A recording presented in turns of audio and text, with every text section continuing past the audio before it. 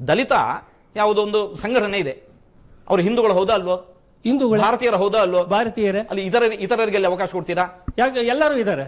ಒಂದು ನಿಮಿಷ, ನಮ್ಮ ದಲಿತ ಸಂಘಟನೆಯ ಮುಖಂಡ ಒಬ್ಬ ಬ್ರಾಹ್ಮಣ ಮಾಡ್ಲಿಕ್ಕೆ ಬಿಡ್ತೀರಾ? ಯಾರನ್ನ? ಒಬ್ಬ ಬ್ರಾಹ್ಮಣ ಆಗ್ಬೋದಾ? ದಲಿತ ಸಂಘಟನೆಯ ಮುಖಂಡ ಅಧ್ಯಕ್ಷ ಒಬ್ಬ ಬ್ರಾಹ್ಮಣ ಆಗಬಹುದಾ? ಅಲ್ಲಲ್ಲ, ಅದೇ ಸಾಧ್ಯ ಅಲ್ಲಲ್ಲ. Okay okay.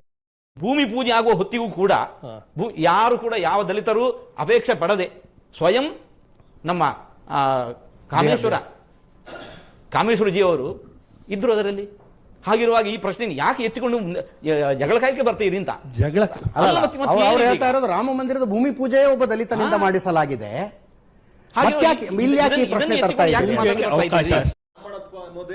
ಮಂತ್ರಗಳನ್ನ ಕಲ್ತು ಈಗ ಜನವರ ಹಾಕೊಂಡಿದ್ ಕೂಡಲೇ ಬ್ರಾಹ್ಮಣ ಆಗೋದಿಲ್ಲ. ನಾನು ಸಣ್ಣವನಿದ್ದಾಗಿಂದ ಕಲ್ತಿರುವಂತ ವಿಚಾರ ಇದು.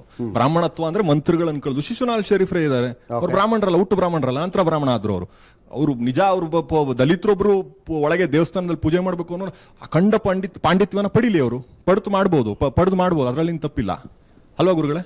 ಖಂಡಿತ. ಅಲ್ಲಲ್ಲ, ನಾನು ದಲಿತ ಸಂಘಟನೆಯಿಂದ ನಾಗರಾಜ್ ಅಂತ ನನ್ನ ಹೆಸರು.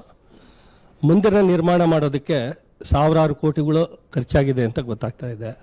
ಆ ಹಣದ ಮೂಲ, ಎರಡನೇದು ದೇವಸ್ಥಾನದೊಳಗಡೆ ಪೂಜೆ ಸಲ್ಲಿಸೋದಕ್ಕೆ ದಲಿತರಿಗೆ ಏನಾನ ಅವಕಾಶ ಇದೆಯಾ? ಒಂದು ಸೋಷಿಯಲ್ ಮೀಡಿಯಾದಲ್ಲಿ ಬಹಳ ವೈರಲ್ ಆಯಿತು. ರಾಮ ಮಂದಿರಕ್ಕಾಗಿ ಹೋರಾಟ ಮಾಡಿದಂಥವರು ಸಾಮಾನ್ಯ ವರ್ಗದ ಜನ, ಅಂತಿಮವಾಗಿ ಅಲ್ಲಿ ಪೂಜೆ ಬ್ರಾಹ್ಮಣರು ಮಾಡ್ತಾರೆ. ಹೀಗಿದೆ ಒಂದು ಮಂದಿರ ಅಂತಂದ ಮೇಲೆ ಯಾರು ಒಬ್ರು ಮಾತ್ರ ಅಲ್ಲಿ ಪೂಜೆ ಮಾಡ್ತಾರೆ, ಎಲ್ಲರೂ ಬಂದು ಮಾಡ್ಲಿಕ್ಕೆ ಆಗೋದಿಲ್ಲ. ಎಲ್ಲಿ ಕಾಶಿಯ ಒಂದನ್ನು ಬಿಟ್ಟರೆ, ಕಾಶಿಯ ಒಂದನ್ನು ಹೊರತುಪಡಿಸಿ ಇತರ ಎಲ್ಲ ಕಡೆ ಕೂಡ ಮಂದಿರದೊಳಗೆ ಯಾರು ಒಬ್ರು ಮಾತ್ರ, ಅದಕ್ಕೋಸ್ಕರ ನಿಯುಕ್ತರಾಗಿರೋರು ಮಾತ್ರ ಮಾಡ್ತಾರೆ. ಇದು ಮಂದಿರದೊಳಗೆ ಮಾತ್ರ ಅಲ್ಲ, ಯಾವುದೇ ಆಫೀಸ್ ತಗೊಳ್ಳಿ, ಯಾವುದೇ ಸಂಸ್ಥೆ ತಗೊಳ್ಳಿ, ಎಲ್ಲರೂ ಹೋಗಿ ಆ ಪೋಸ್ಟಲ್ಲಿ ಕೊಡ್ಲಿಕ್ಕೆ ಆಗೋದಿಲ್ಲ. ಯಾರದಕ್ಕೆ ನಿಯುಕ್ತರಾದವರಿದ್ದಾರೆ ಅವ್ರು ಮಾತ್ರ ಬರ್ತಾರೆ. ಅದಕ್ಕೊಂದು ಕ್ವಾಲಿಫಿಕೇಶನ್ ಇದೆ, ಅವ್ರು ಮಾತ್ರ ಬರ್ತಾರೆ. ಕ್ವಾಲಿಫಿಕೇಶನ್ ಇದೆ, ಕರೆಕ್ಟು. ಜಾತಿ ಭೇದ ಅಲ್ಲಿ ಇಲ್ವಲ್ಲ ಸೀಟಲ್ಲಿ ಕುಂಡ್ರಿಸೋದಕ್ಕೆ. ಈಗ ಅಲ್ಲಿ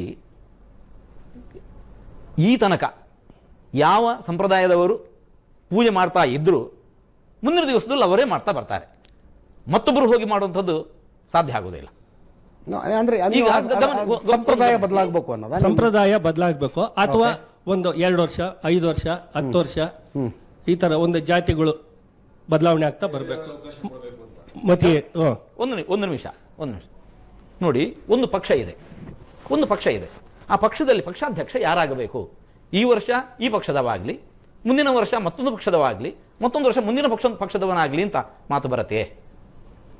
ಇಲ್ಲ. ಅಲ್ಲ, ಪಕ್ಷ ಬರಲ್ಲ, ಅದು ಸಾರ್ವಜನಿಕರು ಎಲೆಕ್ಟೆಡ್ ಮಾಡೋ ಪಕ್ಷ. ಎಲೆಕ್ಟೆಡ್ ಮಾಡ್ಬಿಟ್ಟು ಅದರಲ್ಲಿ ಒಂದು ಹೈಕಮಾಂಡ್ ಅಂತ ಇರುತ್ತೆ, ಹೈಕಮಾಂಡ್ ಚಾಯ್ಸ್ ಮಾಡುತ್ತೆ.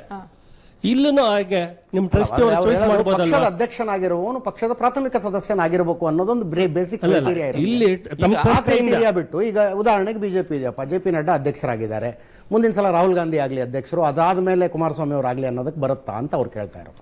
ಇಲ್ಲ, ಇಲ್ಲಿ ಅದು ರಾಜಕೀಯ ಬೇರೆ, ಲೋಕ ನಿಯಮವನ್ನು ಎಲ್ಲ ಕಡೆ ಅಪ್ಲೈ ಮಾಡ್ಕೋಬೇಕು. ಇಲ್ಲ, ಒಂದು ಕಡೆ ಮಾತ್ರ ಅದೇ ನಾವು ಕೇಳೋದು, ಇದು ಮಂದಿರ ಧಾರ್ಮಿಕ ಶ್ರದ್ಧಾ ಕೇಂದ್ರದಲ್ಲಿ ಮಾತ್ರ ಬರೋ ಹೀಗೆ ಯಾಕೆ ಬರುತ್ತೆ? ಅಲ್ಲ, ಗೋಕರ್ಣದಲ್ಲೂ ಇದೆ, ಎಲ್ಲರೂ ಒಂದೇ ಜಾಗ ಹೇಳಿದ್ರೆ ಗೋಕರ್ಣದಲ್ಲೂ ಇದೆ. ಒಂದು ನಿಮಿಷ, ಇನ್ನೊಂದು ಪ್ರಶ್ನೆ. ಈಗ ಯಾವುದು ಮಸೀದಿ ಇದೆ, ಯಾವ ಚರ್ಚ್ ಇದೆ, ಈ ವರ್ಷ ಹಿಂದೂಗಳಲ್ಲಿ ಮಾಡ್ಲಿ, ಇನ್ನೊಂದು ವರ್ಷ ಮತ್ತೊಬ್ಬರು ಮಾಡ್ಲಿ, ಬರುತ್ತೆ ಹಾಗೆ? ಅದು ಬರೋದಿಲ್ಲ. ಅವರು ಒಂದು ಯಾಕೆ ಬರೋದಿಲ್ಲ ಅದೇ ನಾವು ಕೇಳ್ತಾ ಇರೋದು. ಜಾತಿಗಳಿದಾವೆ, ಇದನ್ನೇ ನಾವು ಕೇಳ್ತಾ ಇರೋದು. ಮುಸ್ಲಿಮ್ಸ್ ಅಲ್ಲೂ ಇದಾವೆ, ಕ್ರಿಶ್ಚಿಯನ್ ಅಲ್ಲೂ ಇದಾವೆ, ಮುಸ್ಲಿಂ ಅಲ್ಲೂ ಇದಾವೆ.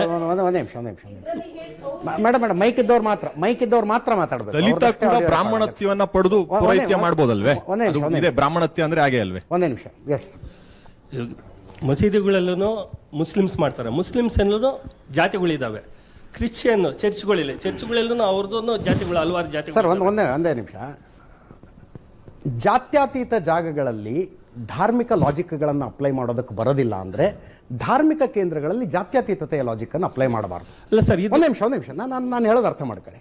ಉದಾಹರಣೆಗೆ ಹೈಕೋರ್ಟ್ ಇದೆಯಪ್ಪ, ಹೈಕೋರ್ಟ್ನಲ್ಲಿ ಆ ಜಾಗದಲ್ಲಿ ಯಾರು ಕೂತ್ಕೊಳ್ಬೇಕು ಒಂದು ನಿಯಮ ಇದೆ. ಎದುರಿಗೆ ನಿಂತು ವಾದ ಮಾಡುವವನಿಗೆ ಕ್ವಾಲಿಫಿಕೇಶನ್ ಏನಿರಬೇಕು ಅನ್ನೋದು ನಿಯಮ ಇದೆ.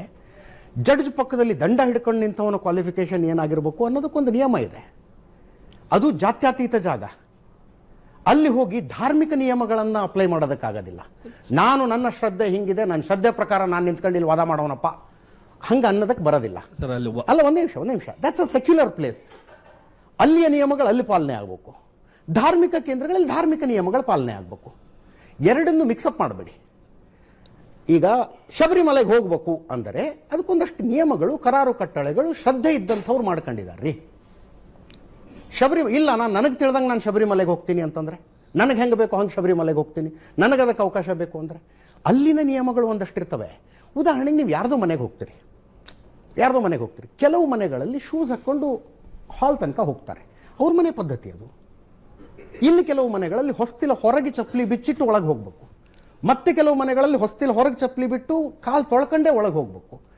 ನಮ್ಮ ಮನೆಯಲ್ಲಿ ನಾನು ಅಡಿಗೆ ಮನೆ ತನಕ ಶೂಸ್ ಹಾಕೊಂಡು ಹೋಗ್ತೀನಿ, ನಾನು ನಿಮ್ಮ ಮನೇಲಿ ಹಾಕೊಂಡು ಹೋಗ್ತೀನಿ ಅಂದರೆ ನೀವು ಲಾಜಿಕಲ್ ಪರ್ಸನ್ ಅನ್ನಿಸಿಕೊಳ್ಳೋದಿಲ್ಲ ಅನ್ನೋದು ನನ್ನ ಅಭಿಪ್ರಾಯ. ನಮ್ಮ ಹಿಂದೂ ದೇಶ, ಭಾರತ ಹಿಂದೂ ದೇಶ, ನಾವೆಲ್ಲ ಹಿಂದೂಗಳು ಅನ್ನುವಾಗ ಇದು ಯಾಕೆ ಬರುತ್ತೆ ಅಡ್ಡ? ನನ್ನ ಪ್ರಶ್ನೆ ಇಷ್ಟೇ. ಇವಾಗ ತಾವು ಹೇಳಿದ್ರೆ ಶೂಸ್ ಹಾಕೊಂಡು ಹೋಗ್ಬೇಕು, ಕೆಲವ್ರ ಮನೆ ಶೂಸ್ ಈಚೆ ಬಿಟ್ಟು ಒಳಗಡೆ ಹೋಗ್ಬೇಕು ಅಂತ ಹೇಳ್ತೀರಾ. ಹೌದು. ಇವಾಗ ನಮ್ಮ ಹಿಂದೂ ಇದರಲ್ಲಿ ನಾನಾ ಜಾತಿ ಇದಾವೆ. ನಾನಾ ಜಾತಿಯಲ್ಲಿ ಅಂತ ಇರಬೇಕಾದಾಗ ಒಂದೇ ಒಂದು ಪಂಗಡಕ್ಕೆ ಮಾತ್ರ ಅವಕಾಶ ಯಾಕೆ, ಬ್ರಾಹ್ಮಣರಿಗೆ ಮಾತ್ರ ಯಾಕೆ? ದಲಿತರೂ ಸಹ ಬ್ರಾಹ್ಮಣತ್ಯವನ್ನ ಮಂತ್ರಗಳನ್ನ ಕಲ್ತು ಪುರೋಹಿತ್ಗೆ ಮಾಡ್ಬೋದಲ್ವಾ ಗುರುಗಳೇ? ಮಾಡ್ತಾ ಇದ್ದಾರೆ, ಒಳಗಡೆ ಪೂಜೆ ಮಾಡೋದಕ್ಕೆ ಅವಕಾಶ ಇಲ್ವಾ? ಅವ್ರ ಪ್ರಶ್ನೆ ನೀವು ಒಪ್ಕೊಳ್ತೀರಾ?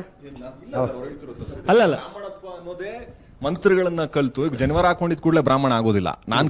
ನಾನು ಸಣ್ಣವನಿದ್ದಾಗಿಂದ ಕಲ್ತಿರುವಂತ ವಿಚಾರ ಇದು.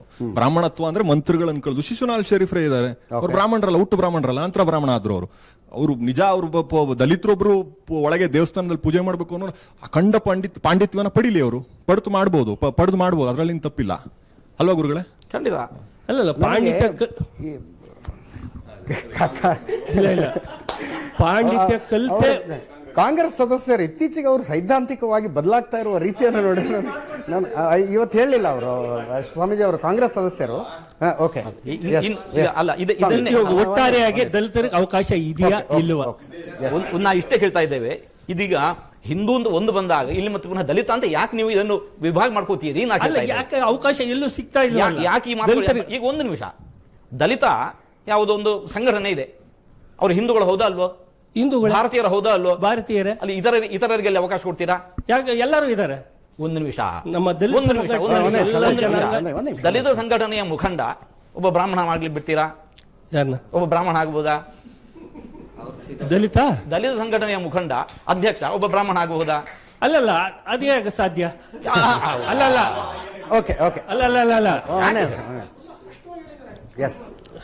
ಇವಾಗ ಇನ್ನೂ ಒಂದು ಮಾತು. ಇದು ಇವಾಗ ಕೇವಲ ರಾಮ ಮಂದಿರಕ್ಕೆ ಸಂಬಂಧಪಟ್ಟದ್ದಲ್ಲ, ಇದೀಗ ಹೊರಗೆ ಹೋಗ್ತಾ ಇದೆ. ಆದ್ದರಿಂದ ಇದು ಈ ವಿಷಯದಲ್ಲಿ ಸಂದರ್ಭದಲ್ಲಿ ಮಾತಾಡ್ತಕ್ಕ ವಿಷಯ ಅಲ್ಲ. ದಲಿತರಿಗೆ ಅವಕಾಶ ಇದೆಯಾ ಇಲ್ವಾ ಅಷ್ಟೇ, ಬೇರೆ ರಾಮ ಎಲ್ರಿಗೂ. ಒಂದು ನಿಮಿಷ, ಈ ಮಾತನ್ನು ಯಾಕೆ ಎತ್ತಾ ಇದ್ದೀರಿ ನೀವು ಗಮನಿಸಿ. ಯಾವುದು ಭೂಮಿ ಪೂಜೆ ಆಗುವ ಹೊತ್ತಿಗೂ ಕೂಡ ಯಾರು ಕೂಡ ಯಾವ ದಲಿತರು ಅಪೇಕ್ಷೆ ಪಡದೆ ಸ್ವಯಂ ನಮ್ಮ ಕಾಮೇಶ್ವರಜಿ ಅವರು ಇದ್ರು ಅದರಲ್ಲಿ. ಹಾಗಿರುವಾಗ ಈ ಪ್ರಶ್ನೆ ಯಾಕೆ ಎತ್ತಿಕೊಂಡು ಜಗಳ ಕಾಯ್ಕೆ ಬರ್ತೀರಿ ಅಂತ? ಜಗಳ ಹೇಳ್ತಾ ಇರೋದು ರಾಮ ಮಂದಿರದ ಭೂಮಿ ಪೂಜೆ ಒಬ್ಬ ದಲಿತನಿಂದ ಮಾಡಿಸಲಾಗಿದೆ.